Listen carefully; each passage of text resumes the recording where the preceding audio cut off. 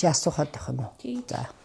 За тэгэхээр өнөөдөр бол тамхины тухай хуульд нэмэлт өөрчлөлт оруулах талаар улсын хурл хэлэлцэж байна. Таны хувьд ер нь одоо яг энэ хууль дээр ямар байр суурин дээр байгаа вэ? Өнөөдөр бол одоо Монгол Улсын хорт хавдрын өвчлөлийн 35 гаруй хувь нь тамхиталтаас болж үүсэж байна гэдэг асуудал яригдж байна. Энэ дээр та байр суурь илэрхийлж. За.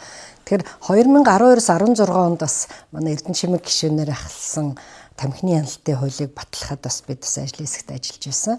Тэгээ энэ хуулийн гол ач холбогдол нь юу вэ гэхээр зүгээр тамхины татварын тухай орсноос гадна тамхины хяналтын тухай хууль. Өөрөөр хэлбэл тэнд бүгдийг одоо хориглоно гэхээсээ илүү зоогийн газар тамхи татдаг хүмүүс, татдаггүй хүмүүсийн эрх ашигыг ингээд алтан дундчийг зөв олж батлуулсан нараас гол одоо ач холбогдол нь байгаа.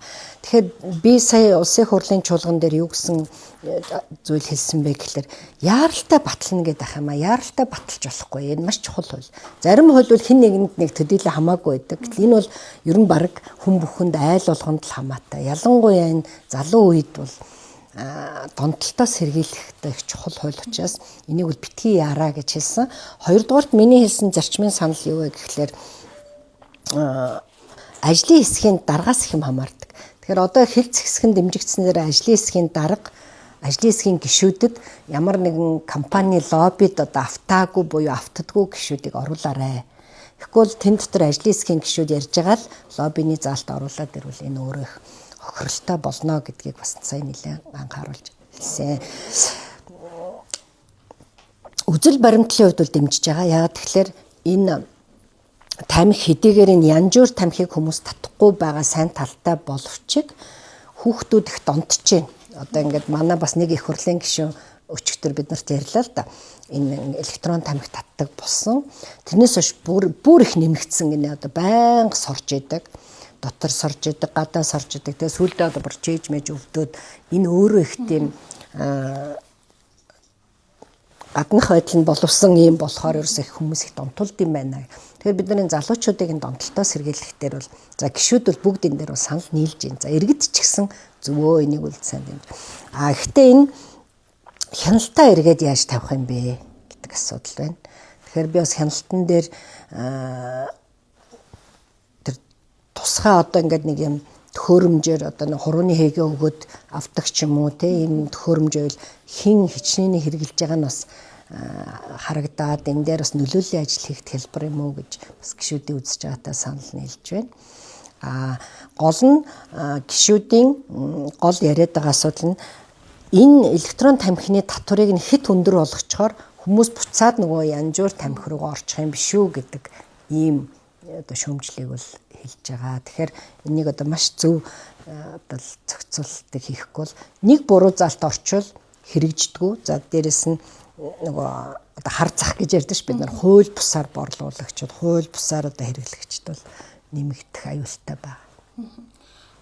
Өмнө байнгын орооны хурал дээр ч гэсэн ярьж ирсэн. Одоо ер нь ингээд 5 дугаар ангийн хүүхэд хүртэл үзэг самныхаа пеналанд үйлдвэрч гэсэн явж байна гэдэг. Энэ нь өөрөө одоо өнөөдөр уг нь ингээд CUG-ст зарахтаа нэмэлт нэмлэх шалгаж байгаа хэдий ч гэсэн одоо энэ хяналтын сул байгаа учраас л бага насны хүүхдүүд хүртэл үүнд донтож байна гэдэг л асуудал яригдаад байна. Яг үнэ.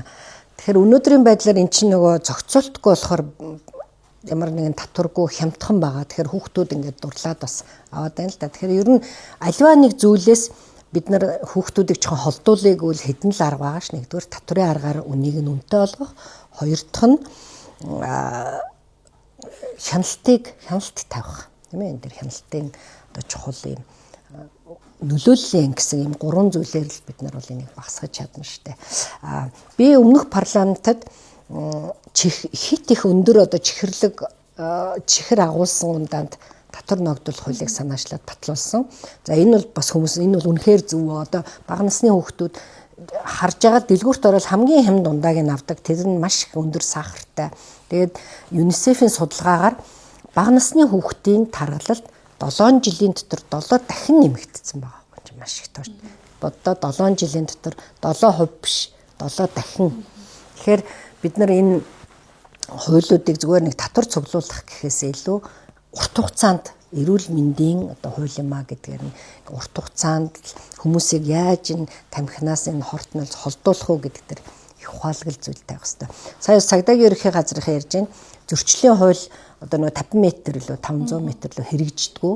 Тэгэнгүүт одоо 300-га зөрчлийн хууль энэ дээр гарч байна. Бишээ зөрчлийн одоо хэрэг гарч байгаа. Энийг ингээл биелүүлэх гээл араас нь бол маш их хүндрэлтэй. Тэгээ зарим хэрэгжихгүй амьдралаас тасархаа ийм заалтуудыг бол одоо хуулиас хасах хэрэгтэй гэсэн ийм саналуд бас явжлаа. Татвар дээр одоо янжуур болон электрон тамхиг адилхан татвартай байлгах зэрэг одоо бас асуудал хэрэгдэл байна шүү дээ. Энэ дээр таны хувьд юу нэг ямар байр суурьтай вэ? Янжуур нь өндөр байх хэрэгтэй юм уу? Электрон нь өндөр байх хэрэгтэй юм уу? Одоо энэ электрон тамхиг чинь бас цалгаан бараа гэдэг нэг бас нэг англи орж ирээд байгаа. Тэгэхээр зөв би өөрөө тамхи татдаггүй. Гэхдээ энийг ингээд судлаад үзэхээр хамгийн хортой нь янжуур тамхи байгаа. За дараа нь нөгөө халаадаг тамхи гэж байна. Тэгээ халаадаг тамхи нь бол бүр нөгөө шатаахгүй учраас арай бага болж байна. За тэгээд нөгөө электрон тамхи ингээд болчих.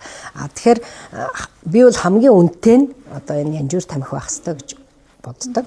За тэгээ халаах нь бол хор багтай учраас халаах тамхины татвар байна. Гэхдээ энээсээ хүн авахт арай хямдхан. За электрон тамхи бол бүр хямдхан байх хэрэгтэй. Тэгэхээр ийм гурвын л одоо зөв дунджийг олохгүй бол аль нэг нь хит үнэтэй болчвол нөгөө хортой руугаа эргээд орох аюултай байна. Тэгэхээр электрон тамхин дээр одоо өөрөө чинь ярьсан энэ хамгийн том болгоомжл энэ нөхгүй. Хүмүүс ингээ утаа гардаг болохоор ерөөсөө пеналанда хийж авчаавал ингээд олноороо татаад байгаа. Ийм зүйл бол байна. Тэгэхээр энэ дээр би яарах хэрэггүй, ажлын хэсэг маш сайн ажиллах хэрэгтэй. Ямар нэгэн компани лоббигүйгээр энийг хийял гэдэг саналыг гаргасан. Одоо бас одоо энэ хууль хэрвээ ингээд хэрэгжээд эхэлвэл те намжимэг гишүүний хувьд бол хэлж ирсэн 2030 он гэхэд тамхиталт бол 14%-аар буурнаа гэдэг. Таны хувьд одоо энэ дээр яг энэ хууль батлагдвал ер нь тамхиталт хэр буурна, хэр үр дүнтэй байна, ямар ач холбогдолтой байна гэж харж байна. Тэгэхээр би өөрөө нөгөө санаачлагч гишүүн биш болохоор одоо өнөөдөр энэ хилцэх хэсэг дэмжигдэнэ. Тэрний дараа гишүүд ингээд саналаа хэлнэ. Тэгэхээр одоо яг тийм тэдүү буурна гэдгийг одоо санаачлагчид гаргасан бол ямар нэгэн тооцоон дээр л үндэслэн л байх л та. Гэхдээ зөвхөн бусад орнууд бол эхлээд ингээд сайхан сэтгэлээр ингээд гаргадаг. Ингээд бүгдийн үнийн нэмэл гэтэл эргээд буцаад нөгөө хууль бус тамхи руу чанаргүй тамхи руу орсон туршлага бол дэлхийн улс орнууд маш байна. Тэгэхээр тэр алдааг давтажлахгүй. Тийм учраас энэ дээр их сайн ажиллах хэрэгтэй, болгоомжтой ажиллах хэрэгтэй, бусад орнуудын алдаа оногч гэсэн дэнслэх хэрэгтэй л гэж бодож байна. Та сая бас нэлээд олоодаа давтаж хэллээ. Бусад компани лоббинд давтаж болохгүй. Өнгөрсөн хугацаанд бол одоо ингээд яг янжуур тамхины одоо бүр энэ лобби олон улсаас орж ирээд тэ улсын хурлын гишүүдэд нөлөөлдөг, хууль батлахад нөлөөлдөг энэ янжуур тамхины татварын асуудлыг олон жил хойш нь татаж ирсэн ийм асуудал байгаад байгаа шүү дээ. Одоо ер нь өнөөдрийн одоо энэ ажлын хэсэгт орох гишүүд хэр хараад бусаар ажиллана гэж бодож байна таны хувьд? Одоо би бол урьдчилаад хэлж бол мэдэхгүй. Гол нь би номигч мэг гишүүнд хэлсэн. За энэ хуулийг амжилттай зөв болгоё гэвэл энэ ажлын хэсгийн ахлагч гэж чухал. Тэгээ ажлын хэсгийн гишүүд. Энэ 126-аас чинь 78 нь энэ хуулийг санаачилсан шүү. Энэ хүмүүс бол ажлын хэсэгт орохгүй. Тэгэхээр ороогүй гишүүдээс яг тийм лобби давтдаггүй л хүмүүс энэ ажлын хэсэгт орох хэвээр. Юмигаас нэг нухацтай үздэг, залхуурл те зарим ажлын хэсгийн гишүүд хуралдаад суудаг ш. Тэгээд за гэдэг нэр нь л явахаас хурлаа таслаад юмаач уншдаггүй ийм байдал бол гаргаж болохгүй. Энэ өөрөө их тийм ноцтой асуудлыг хэлцэж байгаа учраас их чухал хуулиа гэж би бол хэлсэн. Компани лобби орчхоор хэцүү. Би бас сайн нэг жишээ хэлээ. Өмнөх парламентод хуурамч шатхууны хууль орж ил бүрээс бараг их хурлын гишүүдийн бүгдийн лоббидсэн. Ингээд тэмүүлэн пөрөвдөрж бид 3 зөндөл эсрэг яриад дийлээгүй л дээ. Тэгээд одоо улсаараа энэ хуурамч шатхууны одоо ланчиг бүгдээрээ л хохирол амсаад үрж штт. Тэгэхээр их хурлын гишүүдэд хүчээр байдаг. Тэгэхээр энэ гол нь ажлын хэсгийн гишүүд маш сайн ажиллах хэрэгтэй. Тэгээ яг энэ дээр нь бас бид нар хяналт тавиад ажиллана л гэж бодож байна.